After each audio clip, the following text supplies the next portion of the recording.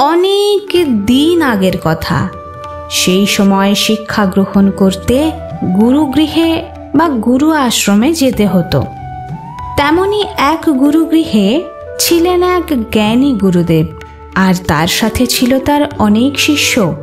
সেই শিষ্যদের মধ্যে একজন শিষ্য এমন ছিল যার নাম সাত্বিক। সে অধ্যয়নে খুব ভালো ছিল না, অন্যদের মতো তেমন বুদ্ধিমানও ছিল না, কিন্তু সাত্বিকের একটা গুণ ছিল অতুলনীয়, তা হল গুরু ভক্তি। সাত্বিকের দুর্বলতা দেখে গুরুদেবও তার উপর বেশি নজর দিতেন।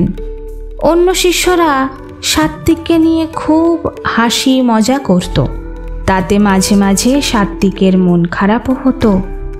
একদিন গুরুদেব সাত্বিককে ডেকে বললেন, সাত্বিক, নিজের উপর বিশ্বাস রাখো। আজ যা করতে পারছো না, কাল অবশ্যই তা করতে পারবে। এমন বিশ্বাস রেখে এগিয়ে যাও। এমনকি অন্যে যা না পারে তাও তোমার দ্বারা করা সম্ভব। গুরুদেবের বলা কথা অক্ষরে অক্ষরে সে মানত ও বিশ্বাস করত। ব্যাস, আর কি, মন খারাপ দূর হয়ে গেল তার। এদিকে অন্য শিষ্যরা দেখে যে গুরুদেব শুধু শুধু সাত্বিককে বেশি গুরুত্ব দিচ্ছেন। ও এমন কিছু ভালোও নয়, তবে কেন গুরুদেব ওকে আলাদা করে সময় দেন? তাদের হিংসে হলো। তারা ভাবল, এমনভাবে চলতে থাকলে হয়তো ভবিষ্যতে একদিন সাত্বিককেই এই গুরুগৃহের দায়িত্ব দিয়ে দেবেন। তারা ঠিক করে ফেলল যে সাত্বিকের মনোবল ভাঙতে হবে।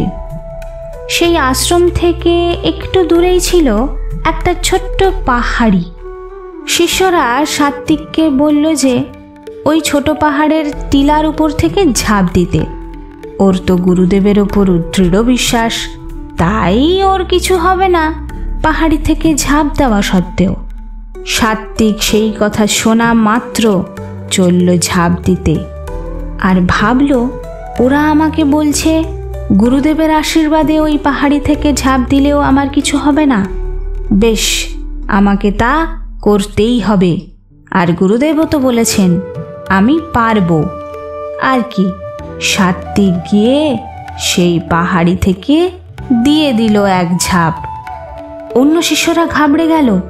তারা ভাবতে পারেনি যে সত্যি সাত্বিক ওই পাহাড়ি থেকে ঝাঁপ দিয়ে দেবে। তারা দৌড়ে গেল। বুঝি সাত্বিক এবার আর বেঁচে নেই।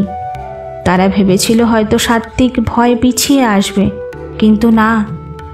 যাই হোক, তারা দৌড়ে গিয়ে দেখে যে পাহাড়ের নিচে একটা জলাশয় আছে। সেখানেই সাত্বিক দিব্যি সাঁতার কাটছে। সবাই ভাবল ভাগ্যের জোরে বেঁচে গেছে সাত্বিক। আর এদিকে সাত্বিকের বিশ্বাস তার গুরুদেবের প্রতি। বেশ কিছুদিন পর গুরু আশ্রমের একটা ঘরে হঠাৎ আগুন লেগে গেল। সবাই দৌড়ে বাইরে চলে এলো। একজন শিষ্য হঠাৎ বলে উঠল যে তাদের মধ্যে দুজন ওই আগুনে আটকে পড়েছে, ওদের বাঁচাতে হবে। কে যাবে? সামনে সাত্বিককে পেয়ে বলল, সাত্বিক, তুমি গিয়ে ওদেরকে বাঁচিয়ে আনো। তোমার গুরুর প্রতি বিশ্বাস তোমাকে ঠিক ওই আগুন থেকে রক্ষা করবে। সাত্বিক এক মুহূর্ত আর দেরি করল না, দৌড়ে গেল আগুনের মধ্যে। সত্যি সে ওই দুজন আগুনে আটকে পড়া শিষ্য বাঁচিয়ে আনলো। সবাই দেখল আগুন থেকে বেরিয়ে যেন সাত্বিকের দেহ সোনার মতো জ্যোতির্ময় হয়ে উঠেছে। অবাক হয়ে তারা দেখতে লাগলো সাত্বিককে।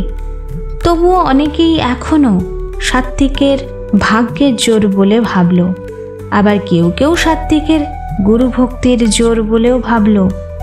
বেশ কিছুদিন পর গুরুদেব তার শিষ্যদের সাথে নিয়ে অন্য এক আশ্রমে বিশেষ প্রয়োজনে যাবেন বলে যাত্রা করলেন।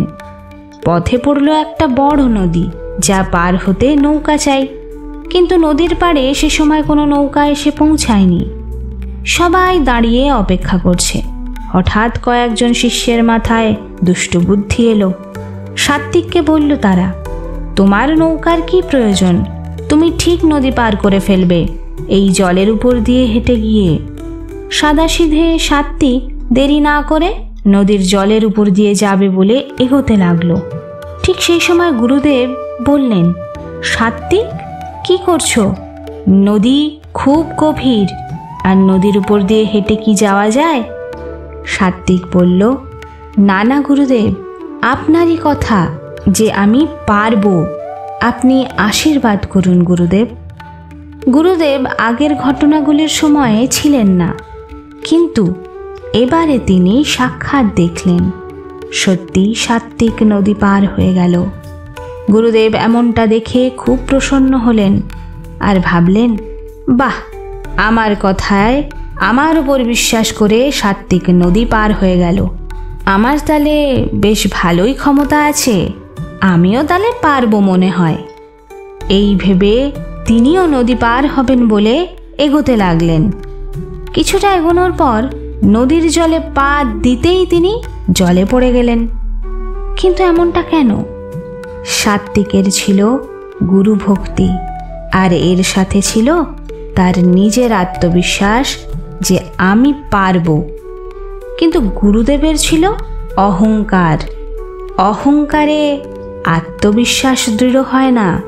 তাই সাত্বিক নদীর ওপর দিয়ে চলে গেলেও গুরুদেব পারলেন না।